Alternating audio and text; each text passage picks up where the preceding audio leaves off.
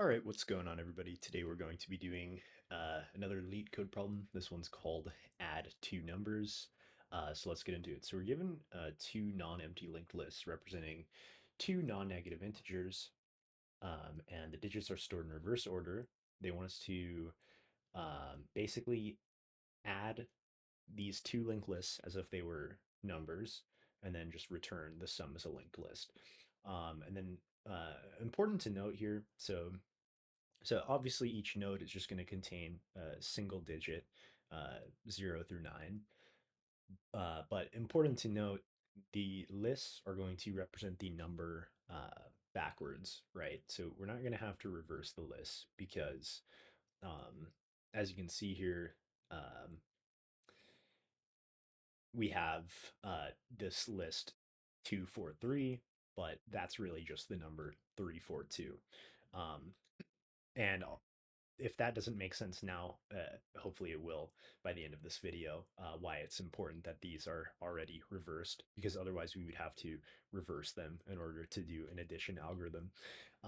So one thing you might think when you first see this problem is, okay, like we could just convert these lists into integers, add them, convert it back to a list, and then just return that list. But the issue with that is the number of nodes in these lists can be between 1 and 100. So these can be really big numbers. There's no data type in C++ that can add a 100-digit number. So we're going to have to implement um, addition, an algorithm for addition, basically. So let's get into the whiteboarding for this. So first off, let's just do a refresher on just simple addition, because if you weren't in elementary school or grade school recently, you might not be super fresh on this. So the example I'm going to use here, I'm going to use nines because this way we can go through the example where we have to carry a digit, and also if we have to add an additional node to the list. Um, so basically, yeah. So these lists, these no well let's just look at the addition for these two numbers, right? So if we were doing addition, right, the way you do addition by hand, right, is we're gonna start at the ones place, right? So this is why it's important that these lists are given to us backwards, right? Because we're gonna be starting at the last digit. So we don't have to reverse them, right? Because they're given to us backwards. But anyways, you'd start at these digits, right? 9 plus 9 is going to be 18. So you carry the ones place. Um, or you put the ones place down here, right? And then we're going to carry a 1 because it's 18 to the tens place, right? So 9 plus 9 is 18 plus 1 is 19. So again, we put the ones place. We're going to carry a 1. 1 plus 9 is 10. We're just going to put the 0 here, carry a 1. And then as you can see, we're going to have to add an additional digit here because we have 1 plus 9 is 10. We're going to carry another one. And then the answer to this addition is going to be 10,098. Right, so hopefully that's pretty straightforward. So the answer to this addition is 10,098. So let's just write that here so we remember it. So I'm going to go through the algorithm using these numbers. So our answer is 10,098. And so let's do this example, like if we were doing it on linked lists. So we have, let's see, we're going to have two lists, right? First one here is going to be 9,999. The last element here will be null. And then we're going to have another list. So I'll just call this one L1. Let's use a different color for L2. So L2 here will just be 99. And again, these lists, it's not super clear with this example, but these lists are given to us backwards, right? So this technically here would be like the thousands place. This would be the hundreds place. This would be the tens place. And this would be the ones place, right? But they're given to us in reverse order, so we don't have to reverse them. So basically for our algorithm, we're going to want to have like a Boolean variable here uh, called carry, because we need to know at each node whether or not we're carrying a 1 from the last addition. So at first, this will just be false. And we're going to start at these nodes, right? Our pointer will be at the ones place first for both numbers. Um, so I'm going to erase that because what I'm going to do is just cross the nodes out as we've seen them.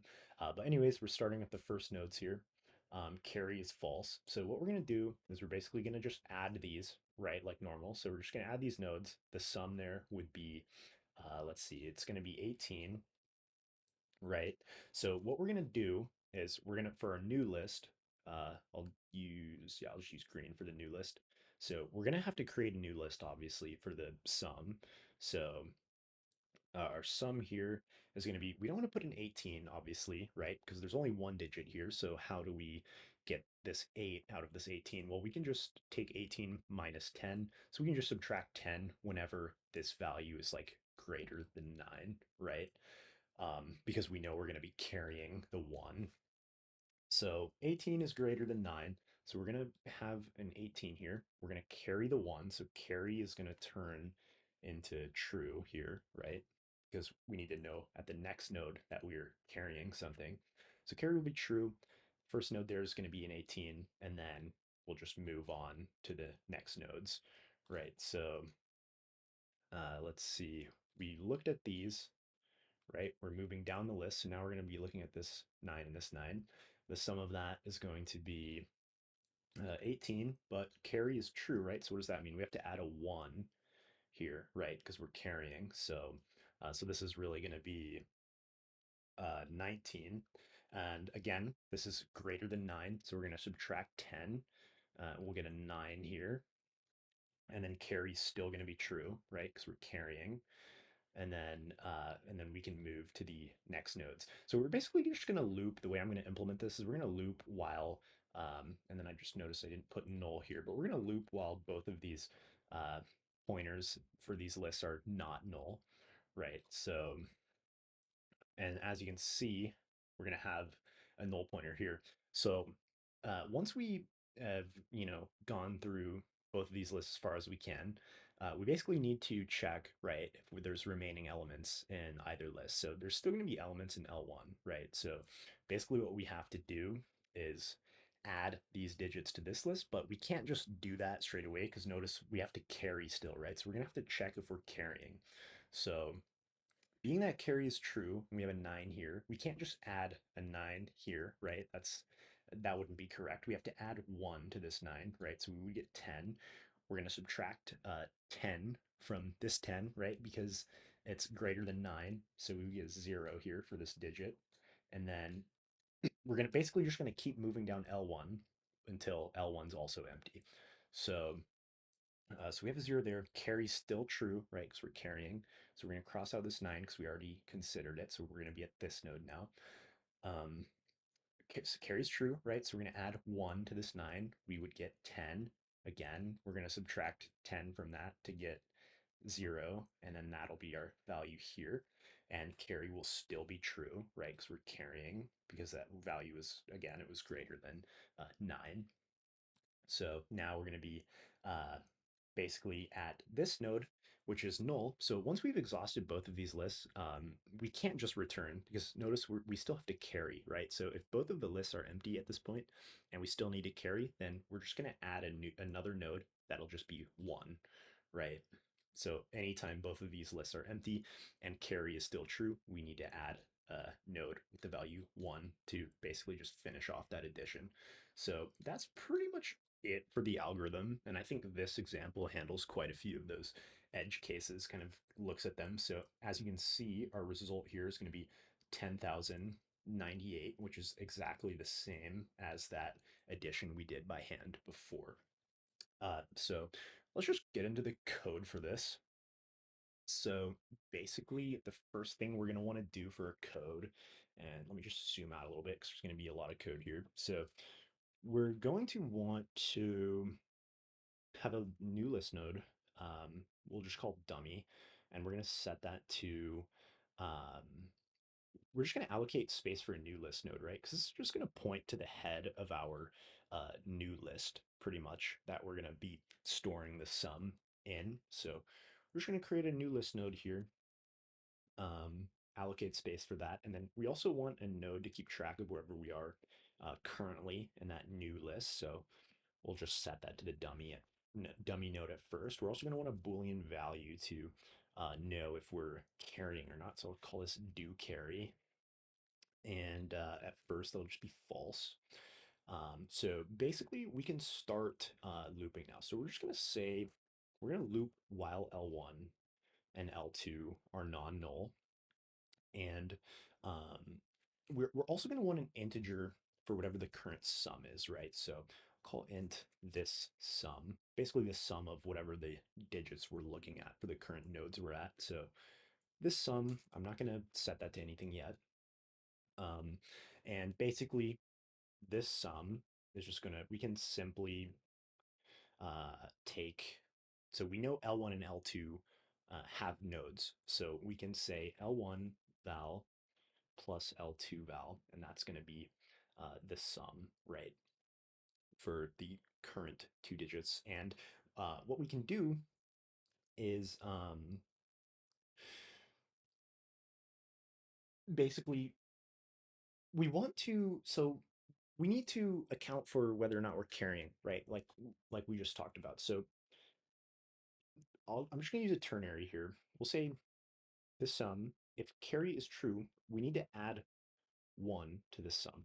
Otherwise, this sum will just remain as is, right? So that's going to account for whether or not we have a 1 that we just carried from the last addition we did, right? So, so basically, once we do this, we can determine whether or not we need to carry again, right? If so, we're going to set carry if carry is going to be true, right? If basically if the last sum was greater than 9, right? So we can just check if this sum greater than 9, then uh, carry will be true. Otherwise, it'll just be false, right? And let's see, this is meant to do a ternary here, so that should be a question mark. And then, so that's going to be pretty much it for that. So what we need to do at this point is basically allocate space for a new list node, right? For whatever, you know, number we're at in the list, in the new list we're creating. So we'll say list node star n for new node, or maybe I'll just be a little more clear about that. So this will be new node. And then to allocate space, again, we just do new keyword new, and then the type, which is list node. And then we're going to set the value for that next, right? And then the value, remember, we can't just set it to whatever the sum was. It needs to be this sum. If the sum is greater than 9, we have to subtract 10 from it, right? Just to get the ones place. So we can just say, yeah, is this sum greater than 9? If it is, then we can just say this sum minus 10. Otherwise, it's just going to be this sum, right? We don't have to do anything if we're not carrying, right? So that's going to be the value there for that node. And I said in here, so maybe we get that this is a new node, so I'll just call it in. So in val, right? So we just did that. And then basically what we need to do at this point is point our current node, right, to our, so cur next basically needs to get pointed to this new node we just created, right? And then we can shift down that list with by setting cur to cur next. So we're just moving down the list. Also, we need to move down L1 and L2. So L1 is going to be equal to L1 next, and then L2 is going to be equal to L2 next.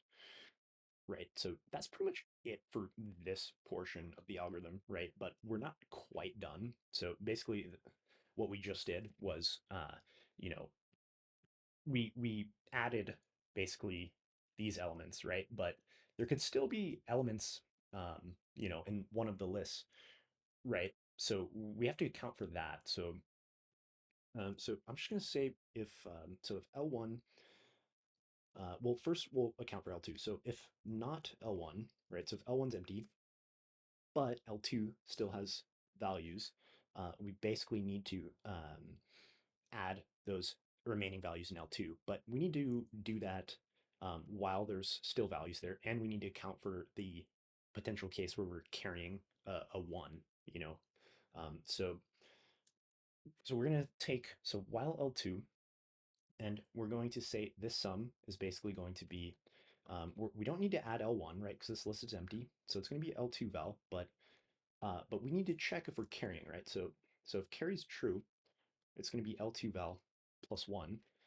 Otherwise, we can just add the L2 val. Um, so yeah, that's going to be the current sum. Now we need to basically um, we don't have to do this, right? Because we already accounted for the carry, but we need to um, determine whether or not we're going to carry again, right? So this is going to be the same code here. So if this sum is greater than 9, we'll carry. It'll be true. Otherwise, we will not. And then we need to do the same thing here, pretty much. Um, so so this is pretty much going to be exactly the same, right? So we could probably turn that into a function, but to make this video short, I'm not going to worry about that. So inval is going to be right? It's going to be this sum uh, minus 10 if this sum is greater than 9, right? If in case we just need to take that ones place and exclude the tens place. So that's good. We made a new node also before that. And then we're going to slide down the list the same way, right? To keep traversing the down our new list that contains the sum. And then this should be L2, right? Because we need to move down L2 to the next value until we run out of nodes in L2. So that's pretty much it for that part of the algorithm. We also need to account for the inverse case, right? So I'm just going to copy this. If this is going to be an else if, right? So not else if L1 has values, but L2 is empty, then we're going to say while L1, right, to get rid of all the remaining values in L1. Um, we basically just need to replace L2 with L1 here because it's going to be virtually the same. It's just the inverse case, right? And then, so that's pretty much it for that. Let me zoom out so we can see all of this. So, we exhausted the elements till one of the lists ran out. Then we account for the rest of the elements if they still exist in either of the lists. And then finally, we might need to add a new node, right? If we're still carrying and both of the lists are empty, we know both of the lists are going to be empty now because we already went through all of the elements. But we might still need to add a node in case we're still carrying, right? So we'll just do an if statement here. So, so if carry, right? We know both of the lists are empty, but if we need to carry, and by the way, I called this variable do carry. So instead of having to change that a million times, let's just change this to carry. Um, but if we're carrying, right, then and both of the lists are empty, we need to make a new node, right? So I'm just going to take this code here, and we're just going to make a new node, and right, we're allocating space.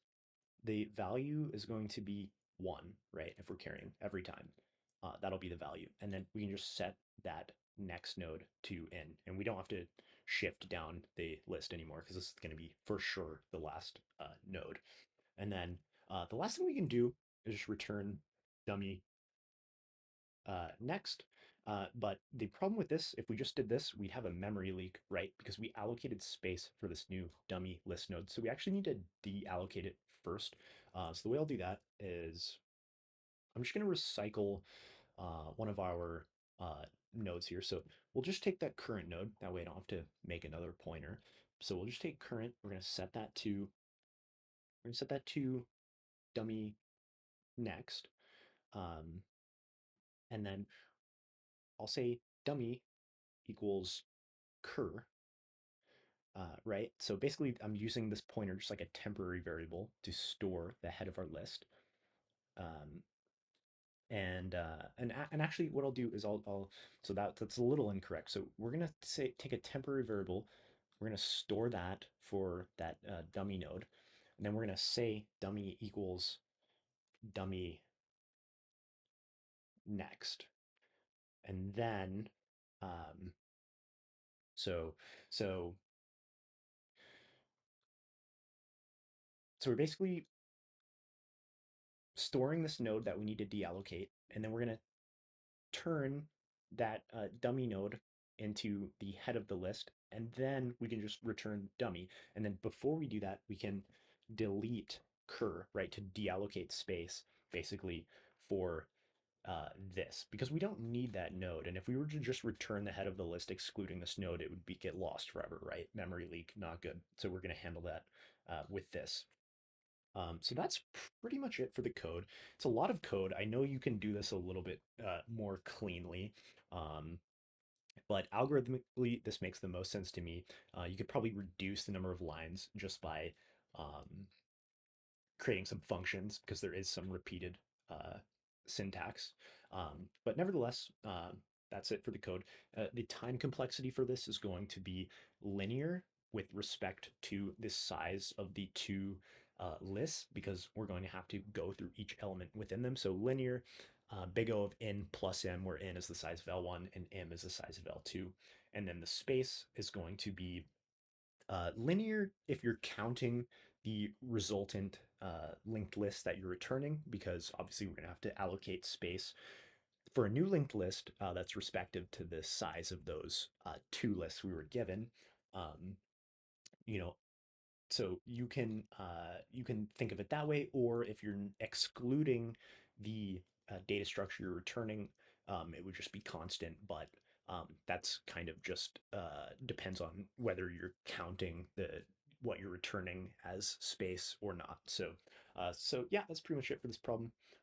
Hopefully this video helped you understand it better. If it did, leave a like and subscribe, and I'll see you guys in the next piece.